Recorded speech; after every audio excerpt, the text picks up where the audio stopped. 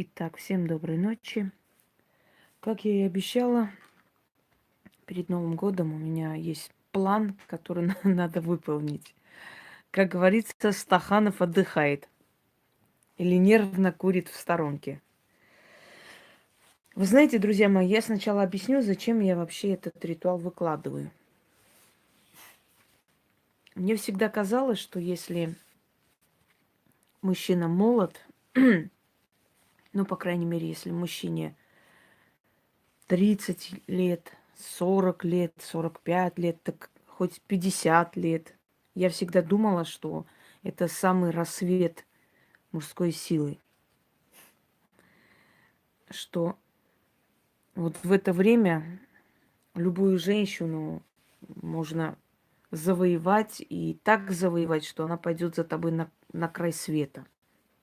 Я вообще считаю, что мужчинам для того, чтобы завоевать женщину, нужно две вещи всего лишь. Деньги и секс. Если это есть, то на ваши умственные способности последний момент обращает внимание. Потому что женщины, боюсь, что, ну, если не 100%, то 70 точно думают ниже пояса. И поэтому потом они обращают внимание на ваши умственные способности и прочее.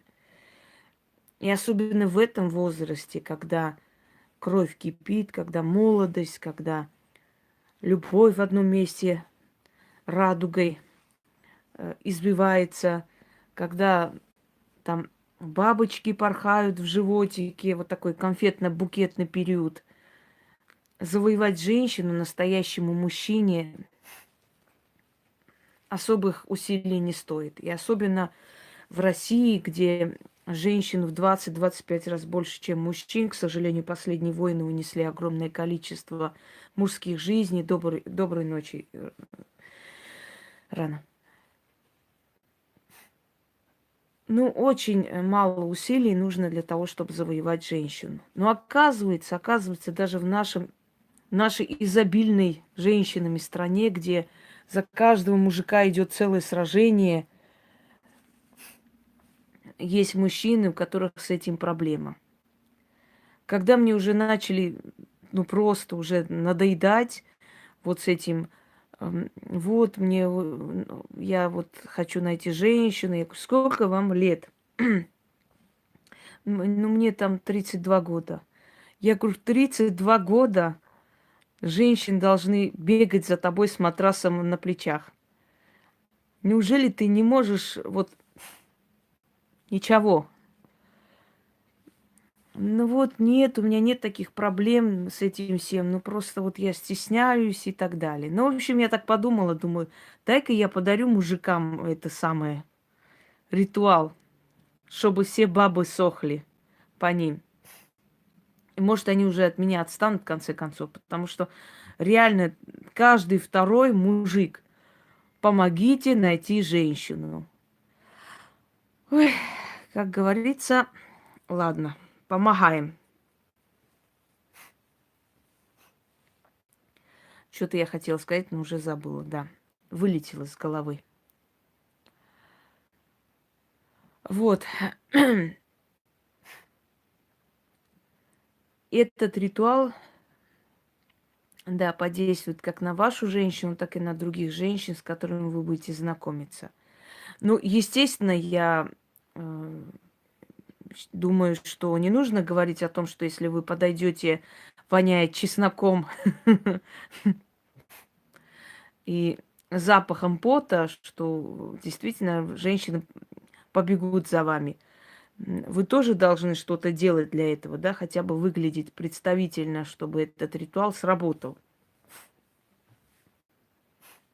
А то, как там говорится, Серега даже лук есть не стал. Мало ли, может, контакт какой будет. Только чесноку головку съел и все.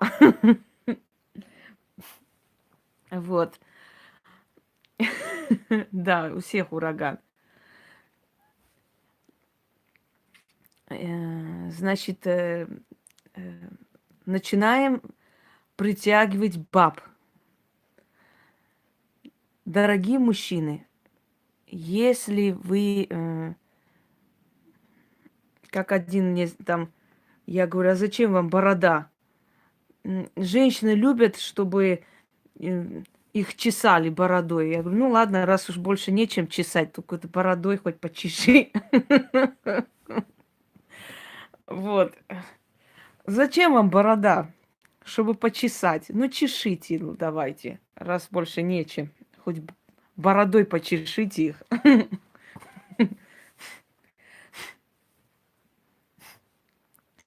Дорогие мужчины, ну не составляет труда для настоящего мужчины найти женщину. Некоторые не могут найти даже для своих телесных услад. Им приходится пользоваться услугами, как избавить любимую от ревности. Ремень, говорят, хорошо избавляет, вот прям быстро так, рукой снимает.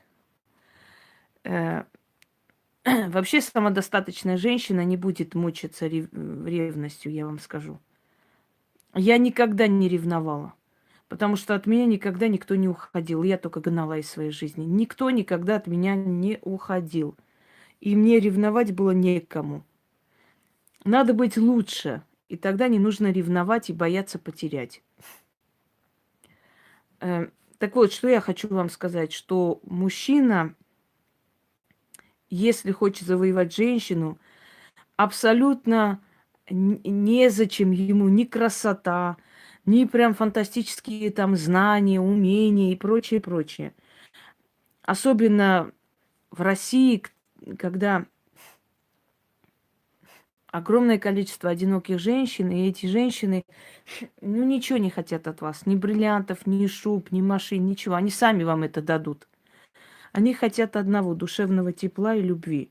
Тут даже не в сексе дело, просто любви, человеческой любви, понимания. Всего-то быть человеком. И уже ты найдешь женщину в своей жизни, друга и прочее.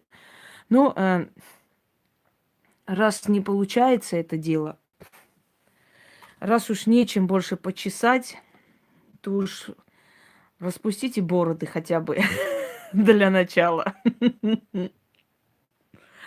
Ой. Что я хотела-то вам сказать? Да. Ритуал все-таки начнем. В древние времена, то есть есть такой момент. В судебном деле во времена Петра Великого поймали дьяка, у которого обнаружили какие-то непотребные бесовские письмена, в которых было сказано, что он дворовых девок, значит, привораживал, и они приходили удовлетворять его непотребную страсть.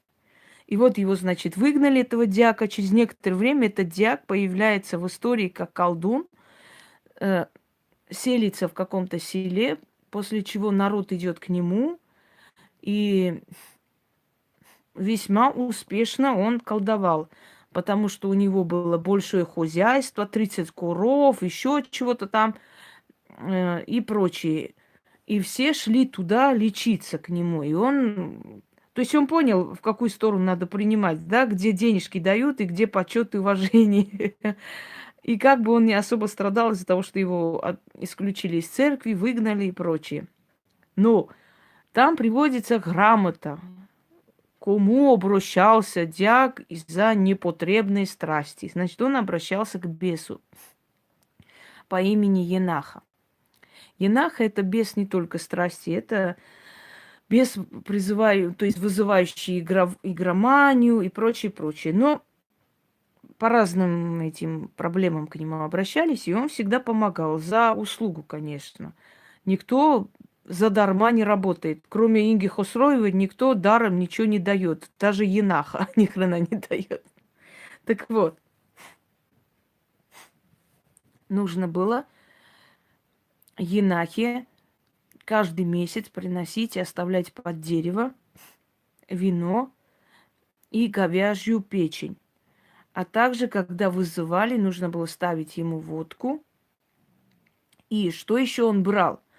он брал ту страсть, которая происходила между мужчиной и женщиной. То есть он брал и страстью, и похотью, и вот такой вот платой. И взамен на все помогал в основном мужчинам. В основном мужчины. Привет, Илон. В основном мужчины обращались к нему, и мужчинам он помогал любую женщину покорить. Это нужно проводить 6 ночей к ряду. Потом, значит, каждую ночь ставить нужно водку и маленькую рюмку воды. После ритуала водку оставлять нужно до утра, утром вылить. А вот воду половину выпить, половину вылить за свой порог. Двери открыть и по ту сторону вылить. Ну, оставьте чуть-чуть, чтобы слишком много не было. После 6 ночей каждый раз нужно зажигать черную свечу, восковую, воск имеет силу. После 6 ночей, значит, последний раз, когда вы сделаете, опять же, водку оставляйте до утра, воду половину нужно выпить, половину вылить за порог, и днем выйти, вот красную ленту привязать к дереву, ничего не говорить. Печень говяжью оставить, открыть вино, немножко вылить рядом вино, поставить вино. Это нужно на перекрестке лесном. Лес, не лесополоса, не парк, а именно лесной, желательно перекресток, чтобы сработал. И уйти. И вот так вот раз в месяц обновлять опять ритуал, 6 ночей читать, на 6 свечей. Свечи не выкидывать, свечи нужно сохранять в определенном сундуке. Когда вы почувствуете, что женщины действительно начали за вами бегать, когда вы почувствуете, что женщины перестали вам отказывать, помните, Наполеон что говорил? Бонапарты отказывали, а Наполеону никогда. Да, мужчины мне сейчас столько пишут, вы даже представить не можете. Помните, как там в песне поется? Раньше я боялся, что откажут, теперь боюсь, что могут согласиться. Вот. Видать, это время пришло. Я не понимаю этого. Смотришь, такой красавец двухметровый, прям вообще вот, ну, супер. Ну, еще и страсть вот немножко в другую сторону. И это самое вот по ту сторону, которая не очень хорошая. И все бородачи, самое интересное, все бородачи, все красавцы, удалые, великаны, молодые и все голубые. Итак, начнем. Значит, да, пускай спят, утром порадуются.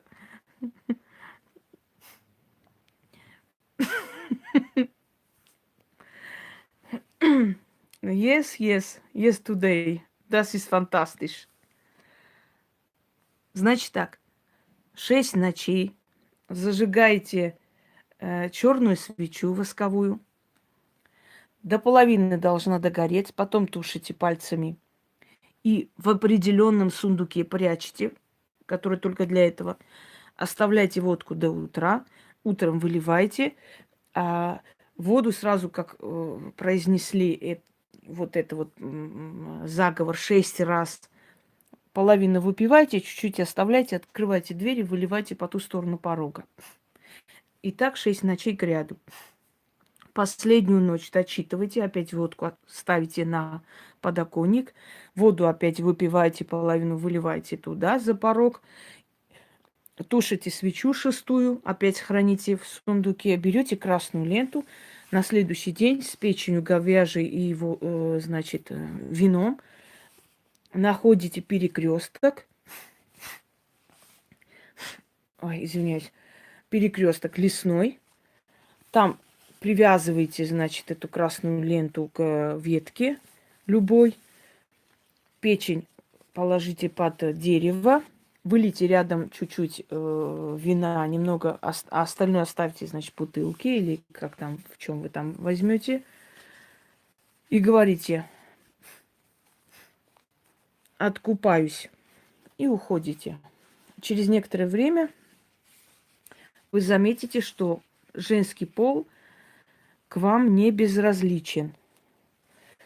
И, собственно говоря, даже робкие мужчины, это я дарила 3 мужчинам, и хочу сказать, что у них действительно нормально так все было хорошо.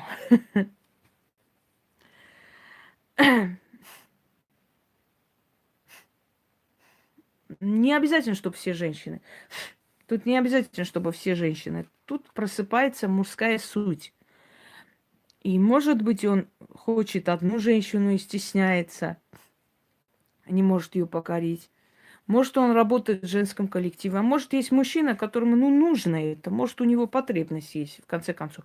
Может, вот ему надо, понимаете, вот.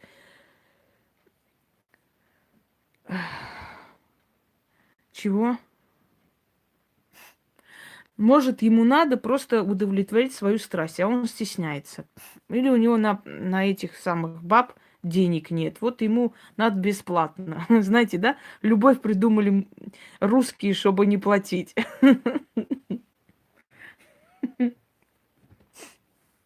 Начнем. Значится так. Начинаем, товарищи. Мужики утром прям скакать будут от счастья, однако. 6 раз читайте, мужики. 6 раз. Я вам беса похоти могу показать, конечно, но... Показать? Давайте покажу енаху. Ой, только для вас. Угу. Однако. Я сильно видна была, нет? Там, надеюсь. Ну ладно, видна и видна, хрен с ним. Не хотела сейчас уставшая в экран попасть. Мне не сильно меня видно было. Не видел? Ну и все. Отлично. Ой. Да, я без покрывала показываю вам его. Вот женщина. Не могу. Нате, радуйтесь. Не видно, да? Да видно, блин.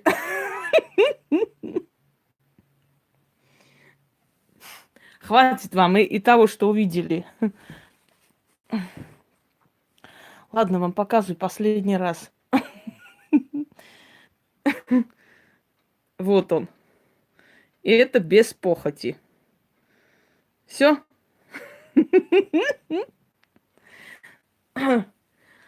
Вот такой он мужик. На бывшего похож. Я стесняюсь спросить, в каком месте именно сходство?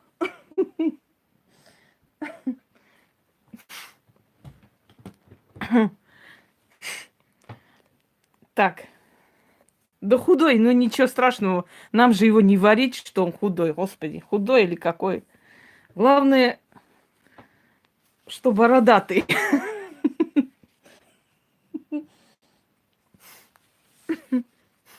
Есть чем пошикотать. Вот. Ничего страшного. Я здесь сделала после 18, так что дети не увидят. Итак, товарищи женщины или мужчины. Мужики утром проснутся и будут такие счастливые. Скакать будут до потолка. А если без смеха, Енаха очень многим помог из чмо превратиться в мачо. Начнем.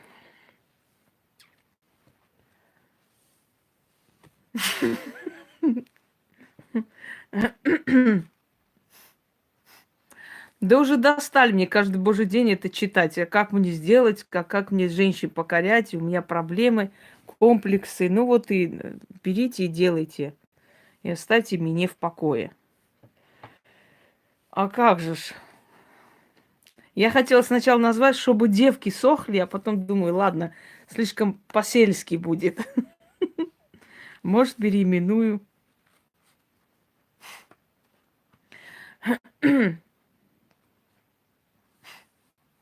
Да, нос хороший у него, нос.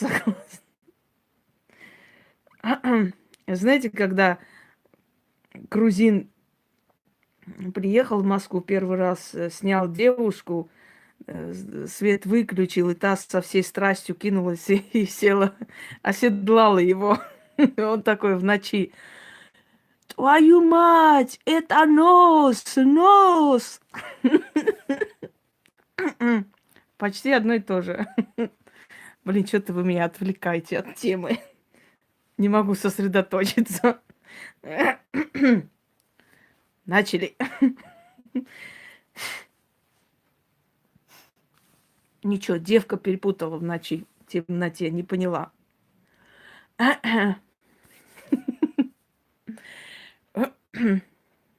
Начинаем. Серьезное мероприятие. Не мешайте мне.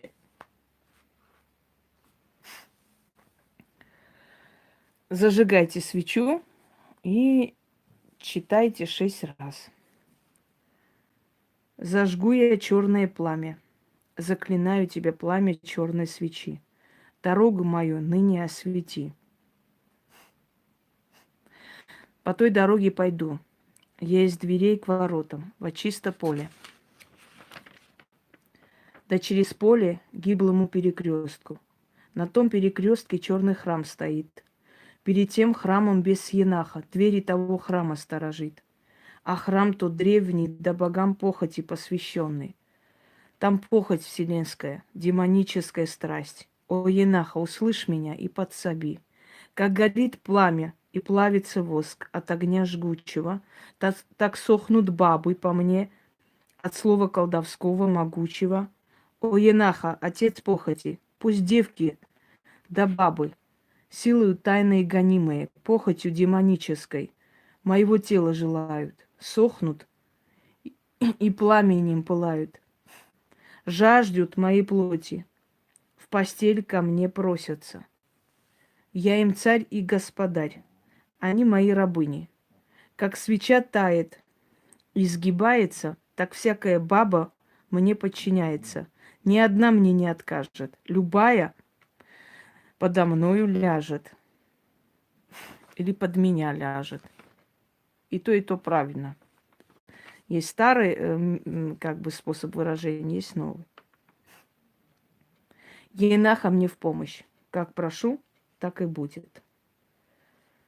Истинно, заклято. Конечно, сильные слова. Я ж не буду там лишь бы что-нибудь давать им. Это сильные слова. И надо делать все правильно. И после этого пробуждается в мужчине жуткая страсть. Потому что енаха берет еще и страстью дань.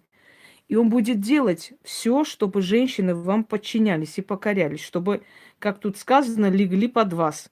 Для того, чтобы от этой страсти получить энергию. Понимаете? Читаю еще раз. Как все сделать, я описала. Подождете, Яна напечатает, там все сказано. Если внимательно послушаете, можете и сами написать и сделать, потому что все четко, предельно ясно объясняется.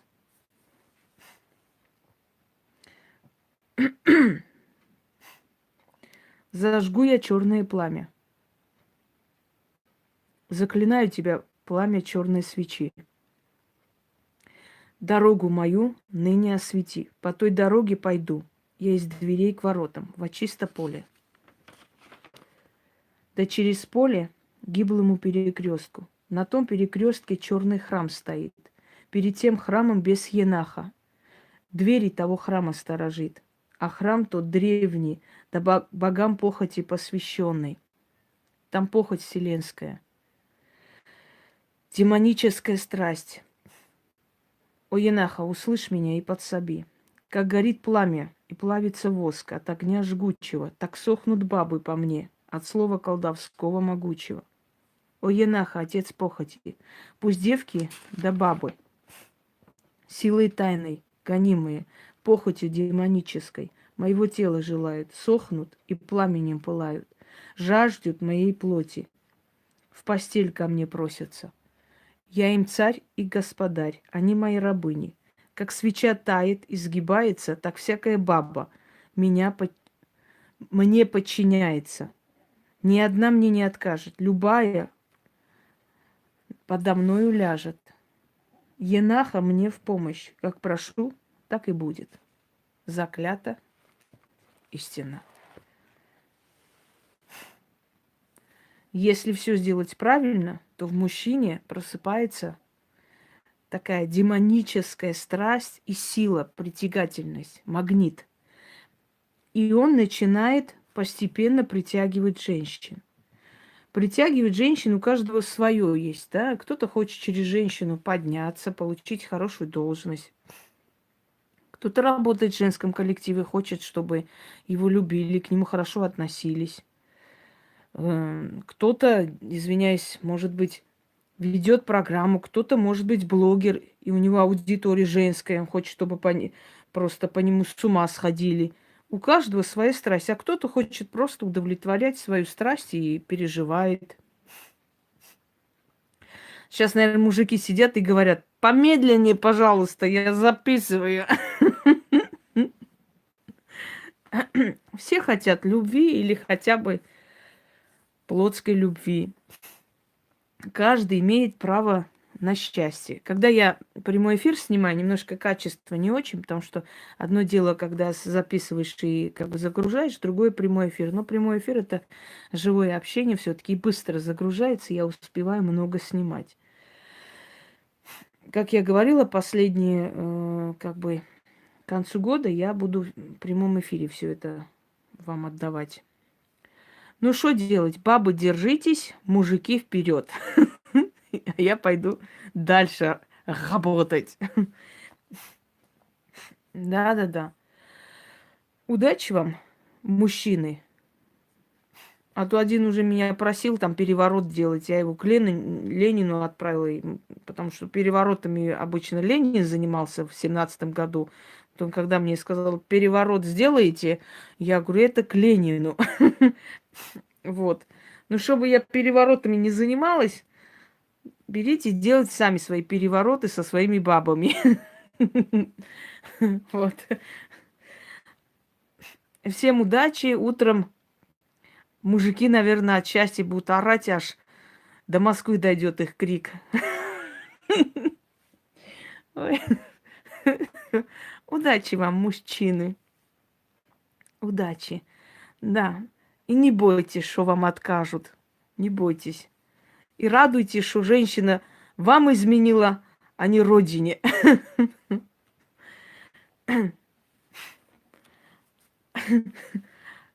Все.